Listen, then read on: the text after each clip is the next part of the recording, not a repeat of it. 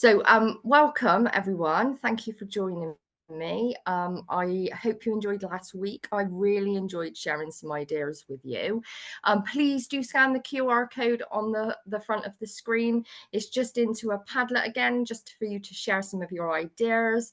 And whatever I say really is just interesting principles for practice. I was a practitioner myself. I have done the rounds of team leading, daycare management, childcare management, Ofsted inspecting, and now I'm a lecturer and a PhD candidate. So I've been all the way up and round and round and round, and I still visit settings. I work with employers. We run groups and training and stuff. I really love getting people's ideas. So, but I know that I don't know everything. So if I say something that's different than the culture of your setting, please don't feel like I'm the god of everything. You know, I know everybody runs slightly differently, but I kind of wanted to talk a little bit about choice and autonomy today. My work's particularly been focused on 2-year-olds. I absolutely, as my disclaimer, cram way too much information into an hour lecture. So last time, these are some of the things that we missed. We were talking about brain chemistry, neuroscience, development, all of that stuff. And that stuff fascinates me. And I think I said this last week, but I remember I was working with a child who had a really traumatic home life. He was 2 years old. His behavior was completely erratic, as you would expect from children who suffer trauma.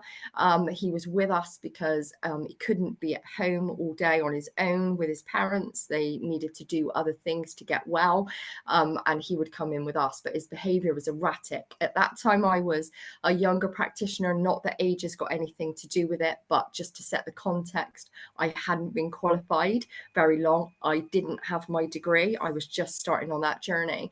And I remember being sat in the library one day and reading about neuroscience, neurons, and synapses, and how the brain is wired for that environment that it's in. And I remember this light bulb moment, and it came on, and it just, I was like, this is it. This is this little boy. And I remember that feeling of being just, I need to tell someone. I need to tell someone. So I've been talking about neuroscience for quite a long time. And it is, you know, it's not old, it's quite new. Anyway, so just some recap stuff. We're all born with 100 billion brain cells. That's probably not news to you. That's not what makes us intelligent or what makes us unique. What makes us unique and intelligent is the wiring between these. And they also, so that's the synapses, and then they have like a sheath over the top, which also speeds up the connection. All of that is around our genetics and our environment as well. Some things are predisposed, but they're also magnified by the environment. So, for example, ADHD, there's a strong genetic component of that, but some of the behaviors around that can be nurtured and supported by the environment, and it can be exacerbated or promoted through that way. The same with autism, they found a genetic link for that. And don't get me started on antisocial behavior, antisocial personality behavior, and psychopathy. I love all of that as well. Strong genetic component, but also, as we know, environmental factors. So the brain doesn't finish developing until you're 25 years old. So if you have teenagers at home and we expect them to do high-level functions like delayed gratification or goal setting, so studying for those exams that are coming up now, not playing on your phone, actually delaying that gratification to get your studying done, very, very difficult for someone who's under the age of 25. We do see some very mature young people. I've got a 26-year-old that lives in this house that I swear has been about 40 years old since the time he was 12. Do you know what I mean? But actually, the prefrontal cortex is the last thing that develops, and this is all around impulse control, inhibitory control, risk taking, all of those things. So yeah, really, really interesting. Yeah, and I mean, obviously we all know about self-regulation. That is the bit of the brain that develops last, the bit of the executive functioning. How can I delay this instant gratification to do my goal setting. That's the whole thing about controlling impulses. Mirror neurons as well. So part of our brain, not only have we got the synapses thing going on, just to recap about mirror neurons. So humans are pre-wired for social development and to mirror the behavior of others.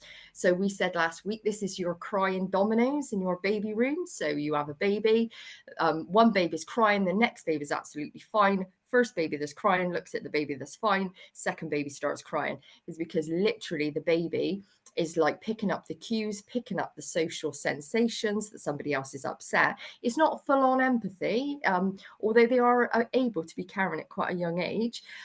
They are actually just mirroring the behavior. We also see this in slightly older children, you know, when a child falls over, gets up completely fine, somebody rushes over, oh my God, are you okay? And the shock of that actually makes them cry, not the shock of falling over. So all of that mirroring.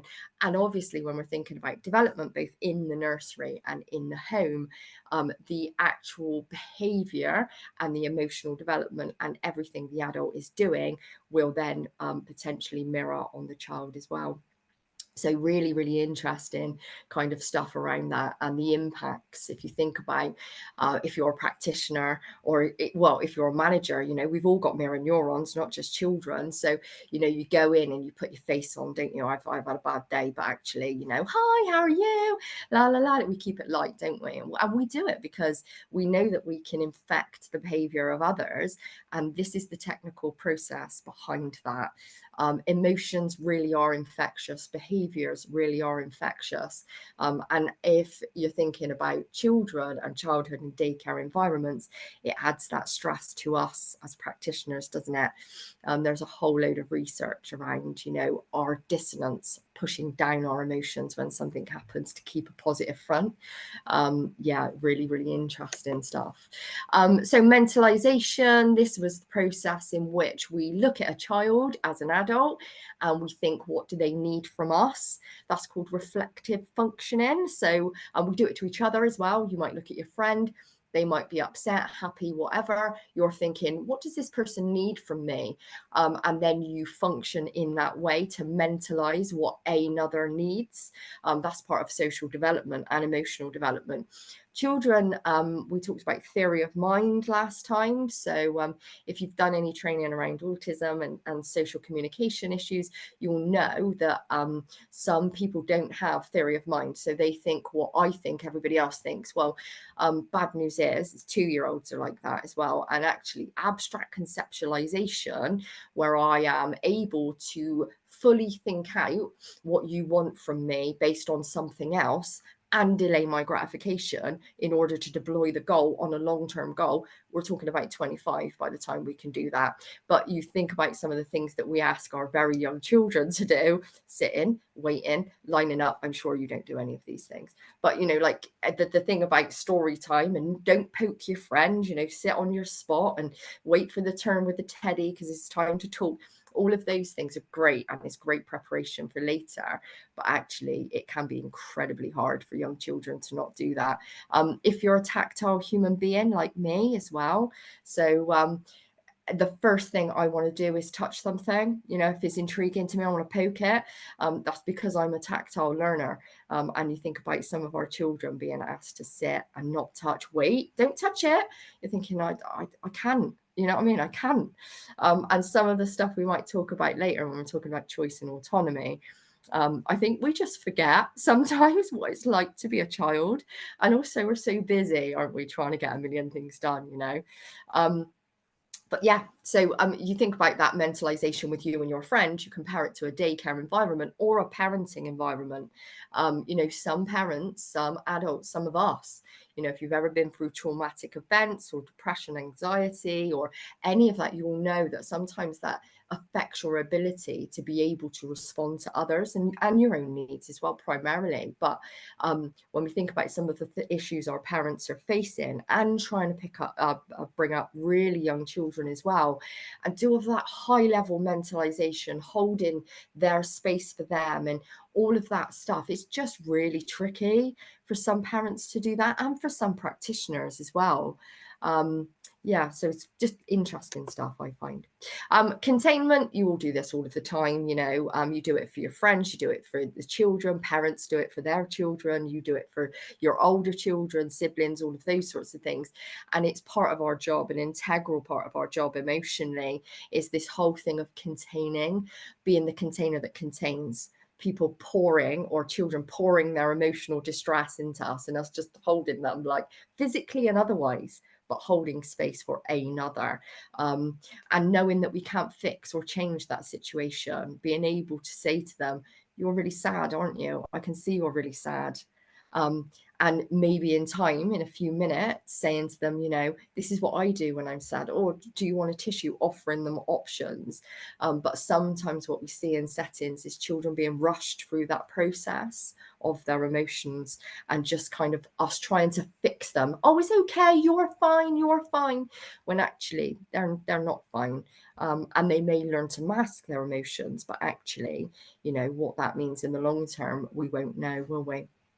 And it's really tough work to contain people. Managers as well, I've got any managers in the room, you contain staff sometimes contain each other, don't they? Team leaders, deputies, you know, you come in, how many times have we come in and staff are having a really challenging time, and you're that container that contains, and then someone has to be your container. And next week we're talking about leadership. That's one of the things that I'm really passionate about, is as a manager myself, I just used to feel so lonely, so incredibly lonely. I was working for local authority at the time, and anyone who's done that will know it is long arm management. So you manage quite a lot, and you know, just by proxy, that's how it works. And it's feeling quite isolated. Who contains the manager, and who contains the key person, who contains the child, who contains the parent, all of that stuff. Some other considerations, we didn't cover these last week, but children use social engagement in order to develop emotionally, but also in order to develop emotional development along a pathway. And we call this the polyvagal systems theory. So this is from Mine Konkbayer. She's by no means the one that invented it. It's just the reference that I've stolen. So polyvagal systems theory actually comes from our friends in counselling, but it comes with neuroscience as well. So what happens is children, you can imagine a baby sat on the floor at home playing. Every now and again, they're going to scan and they're looking for their secure base. This is what Bowlby says. This is the technical thing behind what Bowlby was saying, that the child will return to the secure base. What they actually need is eye gaze in order to calm me down. I'm scanning the environment. You know, I might be quite happily playing, but every now and again, I'll be like, where's my dad? Where's my nan? Where's my brother? Where's my mum? You know, we're looking for this. And there's an actual biological process. We need social engagement in order to feel safe. And if we don't, or we don't get that consistently, children can be quite anxious a lot of the time. And you might have this. So when you go into a party, say somebody says to you, oh, so do you want to meet me here? The train station, the bus station, the pub, the restaurant, whatever.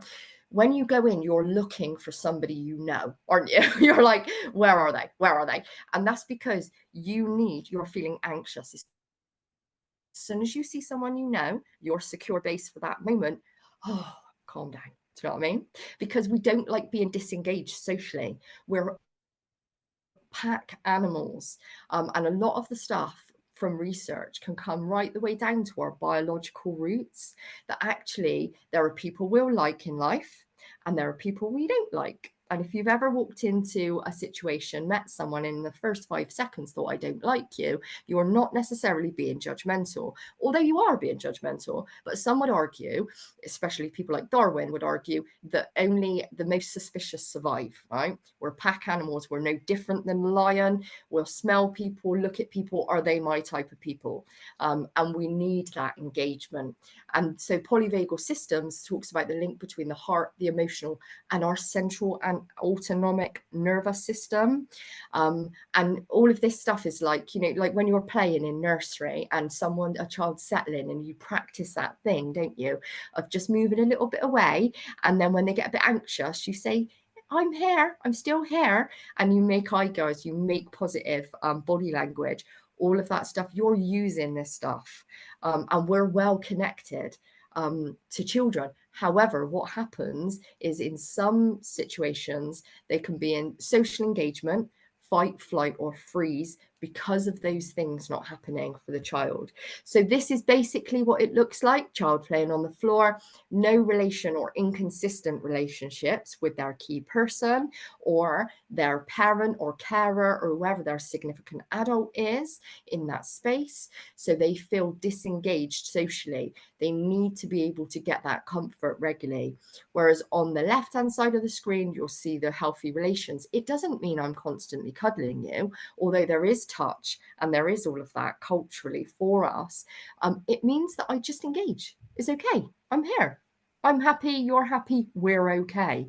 Because children use us as a social reference point.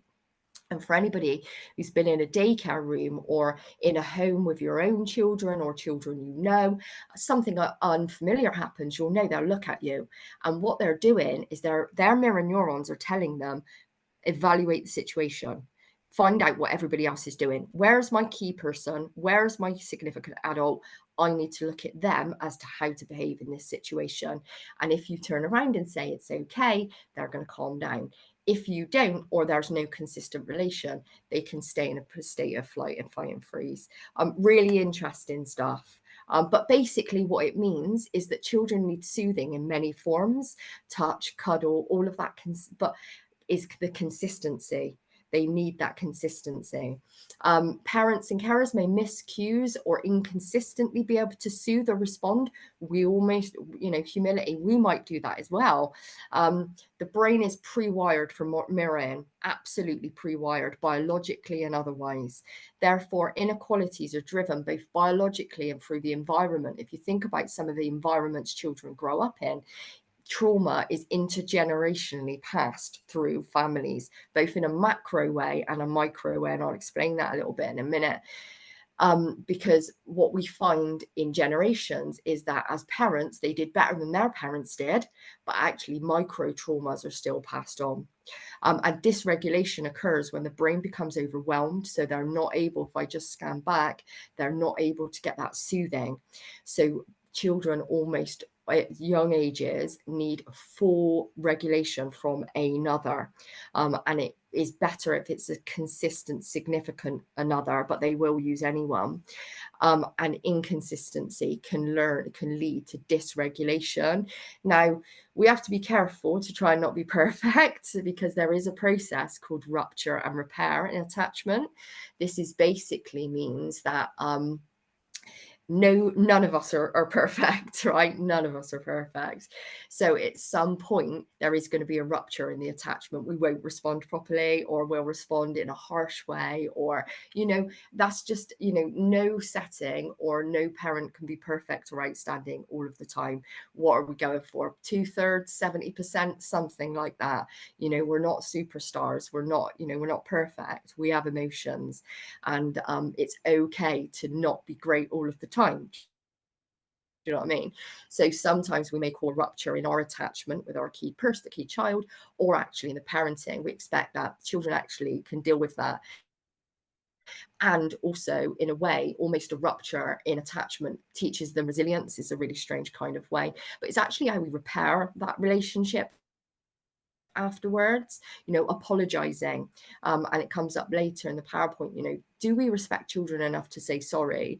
If you've ever responded harshly or a little bit harshly, do you go back to the child and say, I'm really sorry I spoke to you like that. I feel like, I was a bit moany earlier. Or you may have children yourself. I've had this with students, and they've said to me, Louise, you're really moany today. And I'm like, yeah, I know. What should we do? I just feel like, being honest. I'm sorry. How's that for you? Do you know what I mean? And the same with young children, they'll say that to us. But yeah, interesting stuff.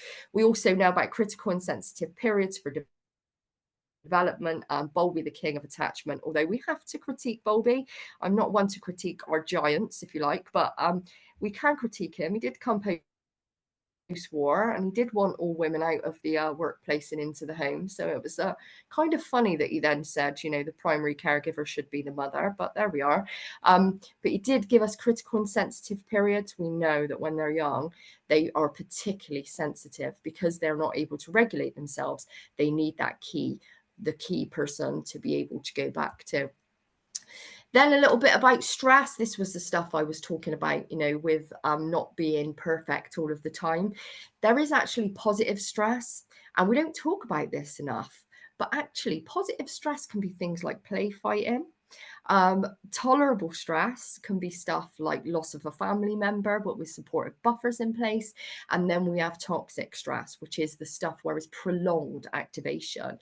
But what we sometimes see, and I'm sure you've maybe thought about this in the past, how we eradicate, or parents can eradicate, some positive stress so children don't have to wait, their every need is catered for, or actually we don't allow them to enter into things like play fighting, things like conflict resolution. We're too quick because we're trying to make everything okay to jump in and be like, right, what's going on here? Who had that first? Well, you need to do this and you need to do that. We're trying to create law and order, aren't we? In the nicest possible way. You know, it's not like we're doing it because we're, you know, trying to be detrimental, but sometimes the long-term impact is because there isn't any positive stress, i.e. stress I can deal with as a child.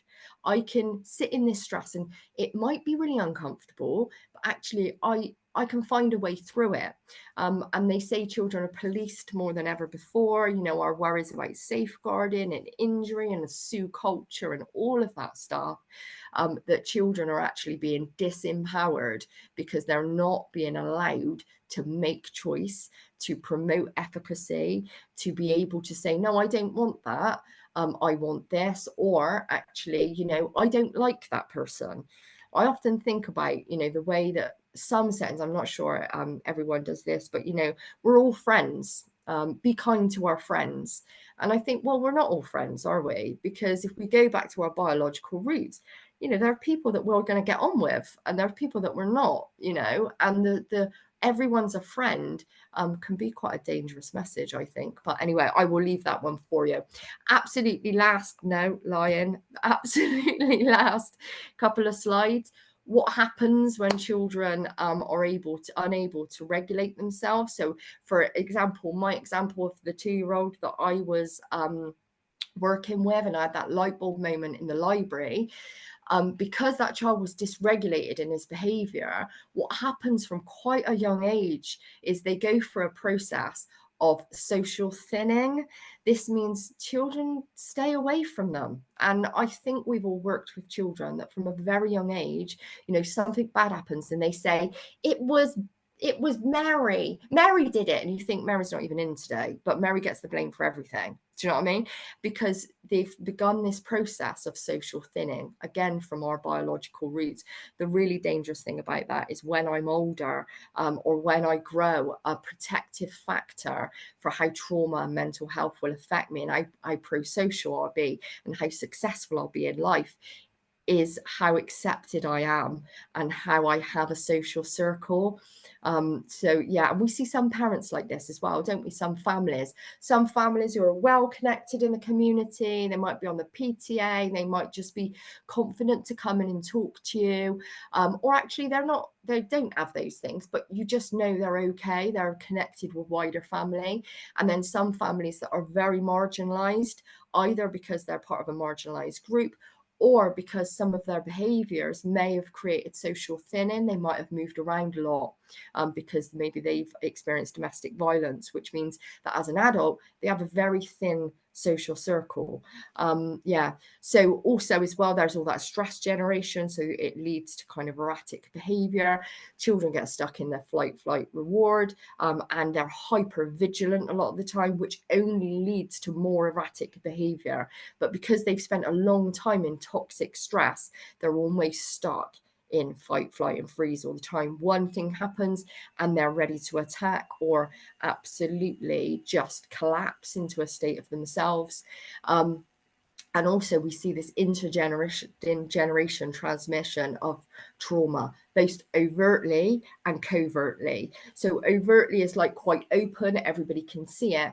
And then covertly is smaller, kind of behind the scenes stuff. So for example, domestic violence can be often witnessed from on a grand scale. We may hear about it from multi-agency sources. We may witness bruising. We may witness arguments. Parents might disclose, or it may never. But that will be as normative behavior, expectations of relationships, all of that pattern matching. You know, I follow the relationships of my previous generation. We all do that because we're literally looking for people that are like the people that we grew up with, because that's what makes us feel safe, almost like we were a pack of lions, you know.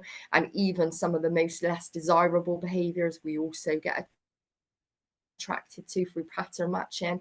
Not always, sometimes we oppose it, we go completely the other way. But so overtly we make those choices. But actually, you know, trauma can be transmitted on quite micro ways as well. So just harsh treatment every now and again, or perhaps quite stringent and strict boundaries, high expectations of children. You know, if a parent is been through trauma, they may be perfectionists or overworkers or all sorts of behaviors. They don't put their children through trauma, but their children watch them go through those things. And none of these things are happening deliberately. Whenever I talk about these things, I've got the absolute humility to know that whatever happens to us as humans, we do the best we can with what we've got, right? But the plate of what we've got is not equal, absolutely not equal.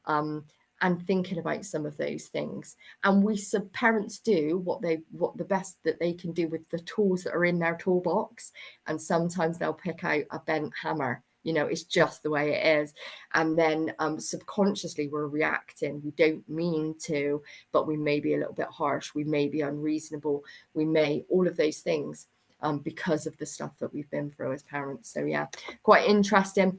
We looked at this as well, pre-wiring for a safe and hostile environment. My brain, if I've been in a hostile environment, my example of the 2-year-old, you know, actually being in a safe environment, I don't feel safe. I'm used to high drama, high conflict, you know, cortisol coursing through my veins. And when I'm in this safe environment where I'm loved and respected and consistent, I feel quite in danger here. So interesting there as well. And some stuff around trauma-informed practice, you know, how do we work in a way in which we think about some of those elements. So when we're thinking about providing safety and trust and choice, collaborating and empowering children, you know, to tell us, to show us, to lead from there, where they are, to start from where they are rather than where we would want them to be, or are our routines flexible enough that the child that may just need to run around or just need to not sit at circle time, or you know, we were talking before you all came in about small goals for children. You know, the child that fidgets at circle time, actually, you know, sitting there for 30 seconds may be a real achievement for them, because it's the only time that they even sat on a chair. And as key people and key workers, you know, how do we advocate for that? That is where they are. I'm not going to expect all 2-year-olds to sit beautifully. I won't expect them to sit and listen to me. I know that some of them, and also it's developmentally inappropriate, isn't it? But some of them just won't be able to do that. And how can our routines, behavior, sanctions, rewards, and expectations impact on trauma-informed practice? You know, the giving out of stickers, you know, the giving out of, you know, all of those social rewards, praise, and all the things, you know, what happens to the child that just can never meet our expectations. But actually there may be something that we know about or something we don't, that is going on for that child. So some of the things I just thought about from last week. So this time we were going to talk about choice and autonomy. I talked last week a little bit about the wider view. Whenever I think about a subject, So last week we were talking about brain development.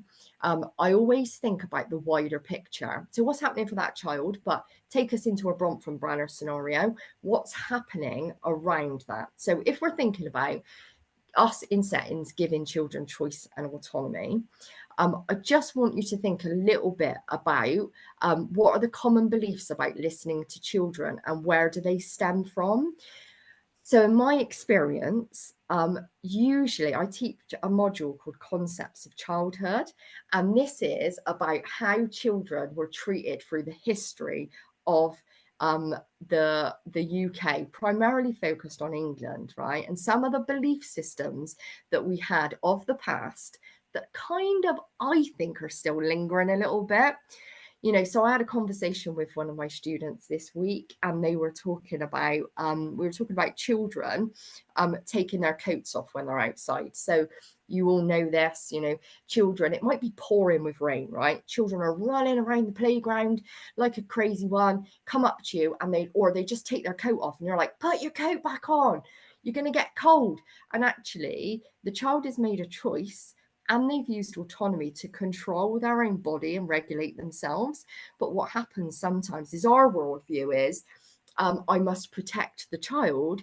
And also, not everybody, but the child can't and doesn't know how to regulate themselves. And that is very true, isn't it?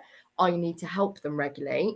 And sometimes we step over that boundary of the child making a choice and the child having autonomy, and our need to protect them and see them a little bit as ignorant. And I mean that in the broadest possible sense, that through history, we definitely have seen children as ignorant. I don't mean in the last 20 years, I mean in the last kind of century, 2 centuries. We used to think children were born completely ignorant. In fact, through history, we used to believe children were born evil. I know, you're probably thinking that lady is crazy. What's she talking about? But actually, you know, we used to believe that children were deviant beings with a propensity for evilness. What was bad news at the time? We're talking about 16th, 17th century, so we're a long way in history. But what was bad news at the time was that infant mortality rate was really high. So the worst thing you wanted was for your child to die at all, obviously, but if they died in the first 2 years and they weren't baptized, then they would be next to the devil rather than next to God. So we needed to baptize these children to purify them. And it kind of is that whole thing of, what are children doing when we're not supervising them? Do you know what I mean? What do they do when they make a mistake? Is it that they are, you know, oh, well, they're being a bit naughty, aren't they? Or is it that actually they just don't know? And I do believe that we all hold these concepts even today.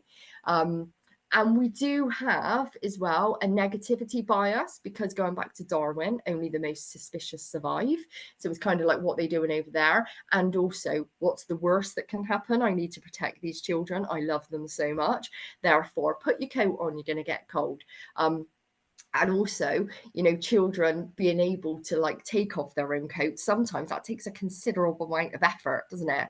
I've seen children spend ages trying to get their zip off, and then this is stuck here, this is stuck there, and it takes like 20 minutes for a child to take a coat off.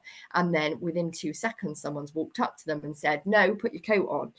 And what happens is that the child doesn't change their mind about not wanting their coat on and being able to regulate themselves, but they just give up. They just go, okay, you've got power over me. And all of these things happen, even though we don't mean them to. So yeah, quite interesting. Anyway, I really love this. I would absolutely just get this printed on t-shirts if I could. The wheel of power and privilege. So our society is set up from a white patriarchy, which is white male privilege. Now, I do acknowledge that our government will tell you that white privilege is a theory and there are many other theories, but actually this wheel of power and privilege, in order, the people at the middle have the power. So for example, if you're a white cisgender man, you're English and rich, you've got the most power, and then the marginalized are out of the other. So society by design marginalizes some people. It makes it harder to succeed than some other people. And children are not even on this wheel. So children are marginalized. They're almost thrown in with women, which is where feminism comes in. You know, the advocating of marginalized groups and in feminism is around women and children's rights. That actually the center of our power and control is around that. And that's the way society has been organized. In fact, you know, if you identify as a woman, good news, throughout history, they just thought you were ignorant, that you actually couldn't do anything, and you were only fit to care for children, not educate. You were half people. The Roman Empire used to refer to women as half people, and the male patriarchy absolutely rang true in those situations. And some of this systemic, along with the marginalization of children as stupid and ignorant through the years, we still see some of this today. And I believe that when we're talking about choice and autonomy for children, there's no right or wrong. And I know as a practitioner, I have definitely taken away children's choices sometimes, absolutely, through not acknowledging my own bias, not being able to be reflective. And actually, in a minute, we're going to come to not only a society by design, it marginalizes some people. So the way that it's set up, and we see this in lots of ways, but also the way our systems are set up, our daycare systems, our education, all of that is actually to drive through normative behaviors. So we want our schools to maintain control so that it produces citizens that can control themselves in the future. So right from a really young age, you know, and you might feel the pinch of that. We're with 2-year-olds and babies, you know, that schoolification we talk about. You know, don't forget, they need to be able to write their own name, or they need to hold a pencil, and they need to be sitting in a line by the end of EYFS, you know what I mean? All of those things, and we see that push down from creating the little citizens of the future. And really, I just believe is about getting real with that. So what choice and autonomy, what power and control, what neuroscience and all of that stuff means to you is really about your own bias. And that is what you believe a child is able to do or not. So do you believe that children are powerful? And then if you do, how do you drive that through everything you do? And how do you fight this absolute storm of disrespect that we see for our children in public policy and otherwise? You're all doing amazing jobs in settings, and I think you're absolute superstars, you know, but I think sometimes you do it despite of rather than with policy. I think sometimes you move against the crowd rather than actually the policies around you supporting you to do that. Okay, fab. So hopefully we've got some ideas on our Padlet, and what I'm going to do this time is see if I can actually get it up for you to see. So I'll just see if I can sign in. Where are my Padlets? There they are. Hopefully, yeah. So we've got some different things. So I'm going to stop sharing this screen, and then I'm going to come back and I'm going to share another screen, hopefully. Here we are. So hopefully you'll be able to see the Padlet. So people have been talking about timings of the day having an impact on free choices. Absolutely. You know, the jam-packed curriculum impacts on choice and autonomy. Also the risk adverse environments that we were talking about, limiting that tolerable stress. Too many decisions made by adults on behalf of children. Absolutely. I do believe that sometimes it's just about us trying to do the best job for all the children, but actually limiting that. And timings. So Alison Clark, I know Fliss said, I think you're doing some work with Alison, or she maybe talking at some conference that you're having, but that slow pedagogy, slow teaching style, you know, can children wallow in the moment? That's Tina Bruce, you know. If I want to stare at this bug for 5 minutes before lunchtime, you know, is there time for the bug to come to lunch with us, you know? And all of that stuff, that kind of like fast-paced environment we live in. And believe it or not, that is also influenced by the environment that we all live in. So I don't know how it feels to be human to you, but sometimes I feel like I'm on a merry-go-round that just gets faster, or, you know, a treadmill or a conveyor belt that just gets faster and more stuff gets thrown on. And children feel that on a micro level. Their parents are stressed and busy. We're stressed and busy, maybe. And their life, their internal emotional life is developing all of that. They're watching us as humans, what am I supposed to be like as an adult? Growing up under capitalism, the world spins really fast and everything is about reward and financial reward and time. How do we? They're watching us. So they see us behave, working hard, working fast, stressed out. They believe then that an adult, that is what it's like to be an adult. So yeah, interesting. Thanks for sharing your ideas with me on that one. So I just come back and I will share my screen again. Here we are. So yeah, some interesting ideas about that. And this was just something I was thinking about. And, if through history we've disrespected children and seen them as ignorant, John Locke and his blank slate and all of those sorts of things, if you know that, can we suspend judgment and truly stand in a position of unknowing, particularly when we know we have our own bias on what a child is, how capable and confident they are, and we're impacted by all of that stuff around us, the expectation, the schoolification, the fast pace that we live in.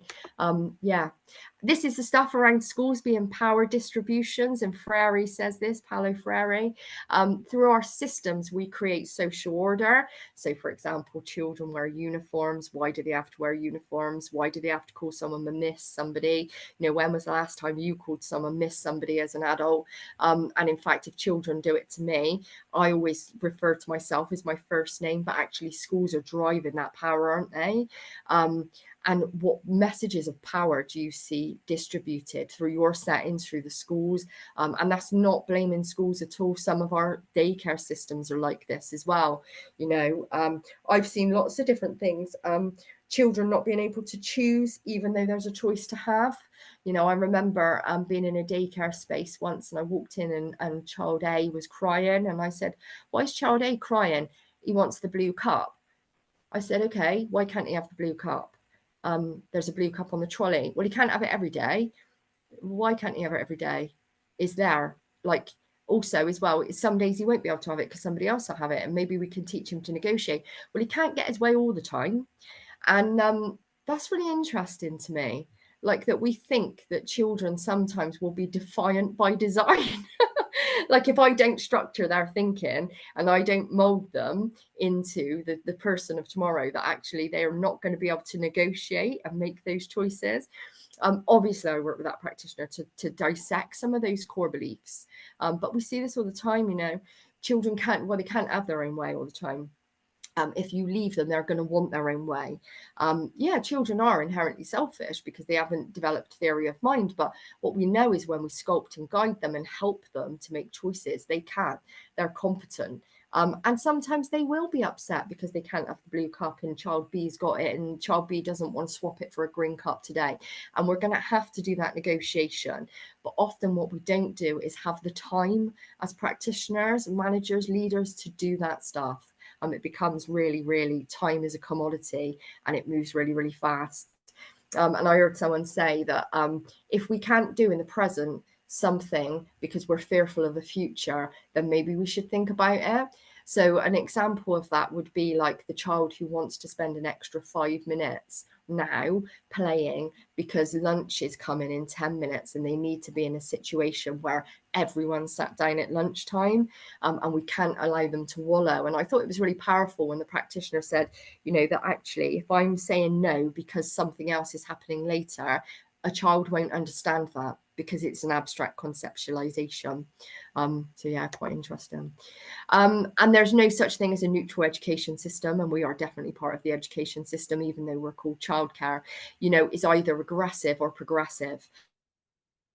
Is either promoting the rights and choice and advocacy, or it's not. It either frees them or binds them by replicating society oppression, going back to that will of power and privilege. All of these are really big ideas, I know. Habitus and field. So this is the notion that conscious and unconscious meanings are made. So for example, we have things, our fields are an institution. The field is the school, the habitus is the way that we live within that school, and all of that is constructed within society. And habitus behaviors work together with institutions like school, and they create a norm and allow a system. And that's great, but it creates winners and losers from quite a young age. So going back to the 2-year-old that I had that had been through trauma from a very young age and had some really interesting behaviors, the way that we may have needed him to be able to sit still and not poke his friends and be able to be nice and use your kind hands and everyone's friend, just absolutely would have marginalized him from a really young age, and we see this in school, don't we? We have more children in pupil referral units than ever before. The really bad news is that from pupil referral units to prison is almost like a direct line, is a one-way ticket.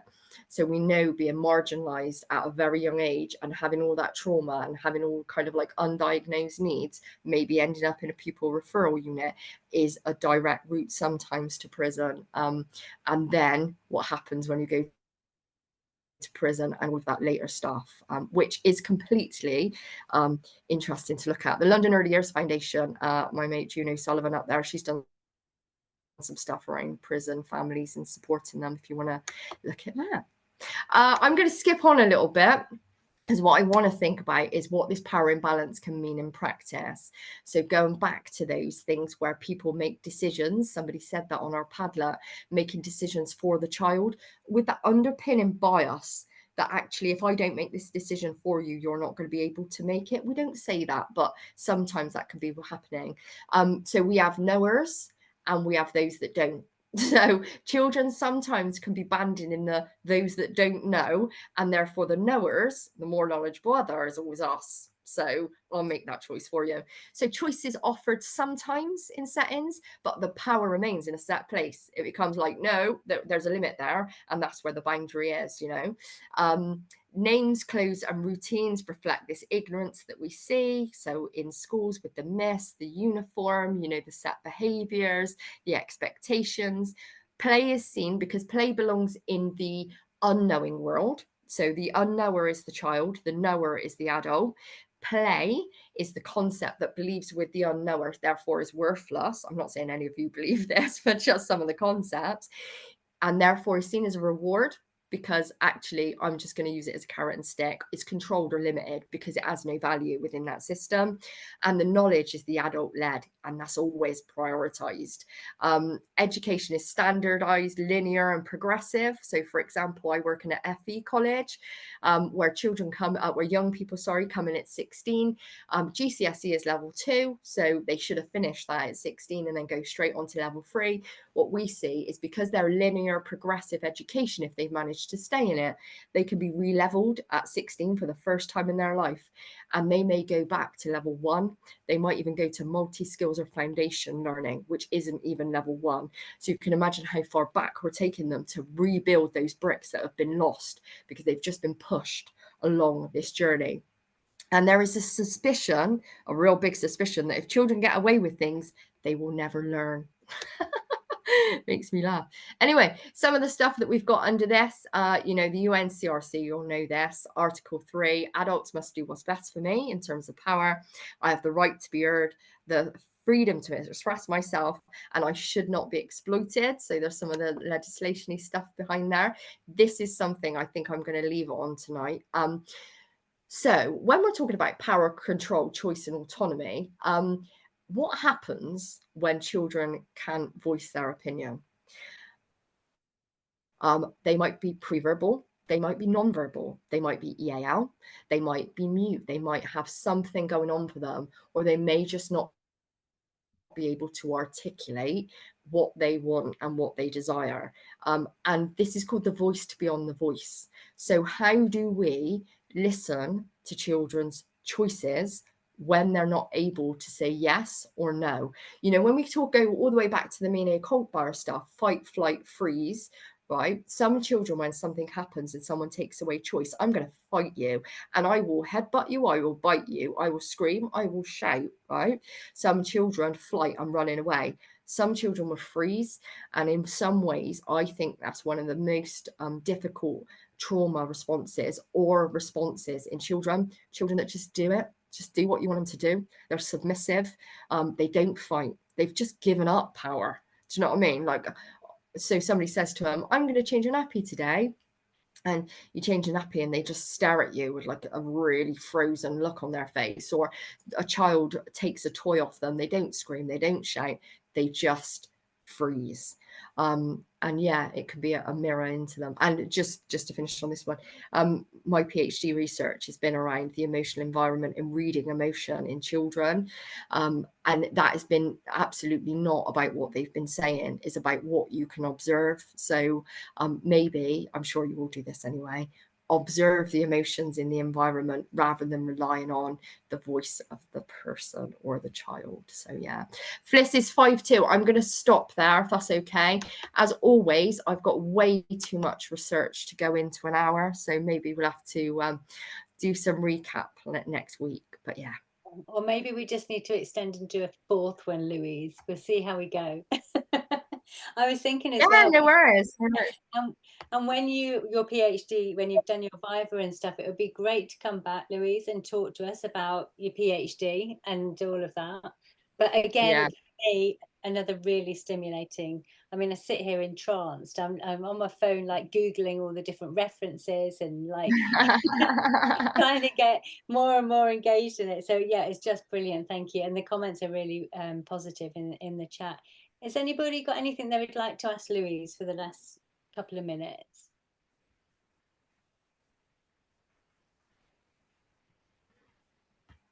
Hiya, can you hear me? Yeah. Yeah, we got you. Hi, sorry, my camera's, I'm just sat at home in my PJs. Love that, Bethany. So I had a question. So I do a lot of thinking about choice and autonomy. We talk a lot about it in my setting. But in my opinion, in the early years, we have the options to provide that for children. But when they go into school, we can't change the school system.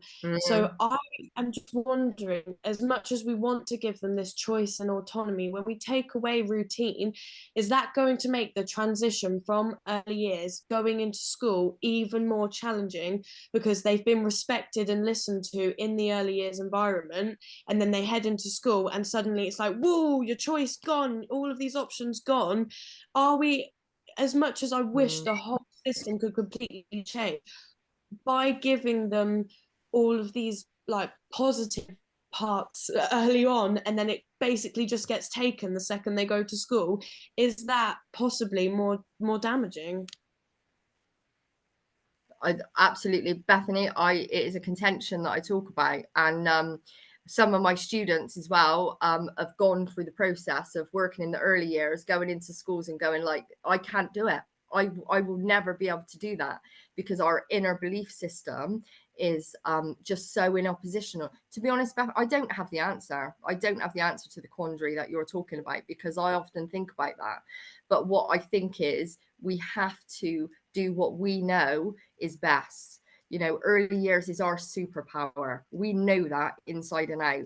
And just because this schooling system doesn't do what we want it to do, then I don't know if we're ever, if you're really truly child centered, I don't know if you're ever not going to be able to do it. So you become what Carl Rogers calls is incongruent.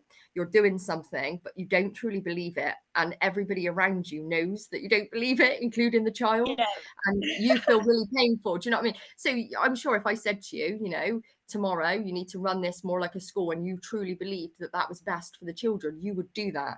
But if you're just deploying a strategy because you just think that, you know, I have to, is not, you're not going to enjoy it. It's going to be painful. And I think we need a revolution. We absolutely need a revolution, but it has to be a revolution in consciousness. Like the education system needs to look at itself, and I truly hope that we have one soon, because our children are not happy, are they?